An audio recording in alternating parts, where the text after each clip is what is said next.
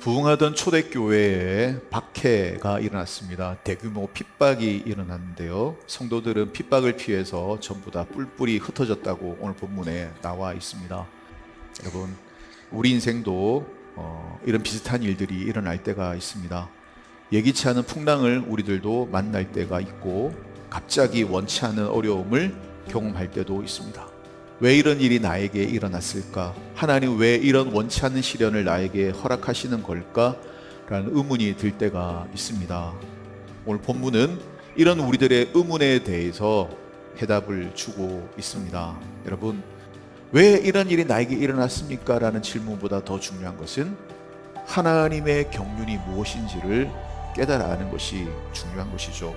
8장에 나와 있는 하나님의 경륜, 하나님의 계획은 여러분 무엇입니까? 예루살렘 교회가 부흥하고 있지만 거기에만 머물 수는 없었다는 겁니다. 계속 복음을 전하며 땅끝까지 나아가야 되었던 것이죠. 그래서 하나님은 박해라고 하는 이 상황을 복음이 퍼져나가는 기회로 삼으셨습니다. 그 결과 어떤 일이 일어났습니까? 귀신이 떠나가고 병든 자들이 고침을 받고 그 성에 큰 기쁨이 있었다라고 얘기를 하고 있습니다. 여러분, 사마리아 땅은 어둠의 땅입니다. 죄의 권세 아래 눌려있던 사마리아 영혼들이 복음을 듣고 구원받고 자유함을 얻게 되었다라고 얘기하는 거죠. 이 사도행전 8장의 내용이 우리에게 말하는 게 무엇입니까? 하나님은 박해라는 상황을 통해서도 하나님의 경륜을 이루어 나가신다, 그걸 보여주는 것이죠. 우리 인생도 여러분 마찬가지입니다.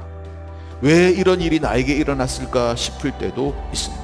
그러나 하나님은 고난을 통해서도 내 인생을 인도하십니다.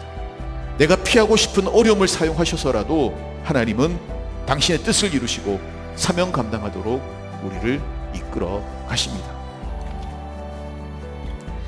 그렇다면 여러분, 고난이 오고 원치 않는 힘든 일이 생길 때 우리가 해야 할 일은 무엇입니까?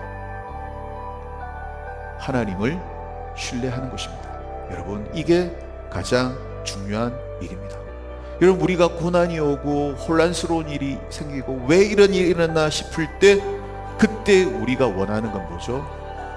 하나님 왜 그러셨는지 설명해 주시기를 원하는 거죠.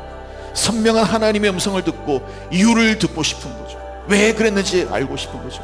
그리고 이 고난과 이 어려움을 확실하게 피할 수 있는 길을 보여달라고, 우리들에게 확실한 솔루션을 달라고 하나님께 우리들은 요구한다라는 것입니다. 그러나 그것보다 더 중요한 것은 무엇입니까? 그건 바로 하나님을 신뢰하는 것입니다.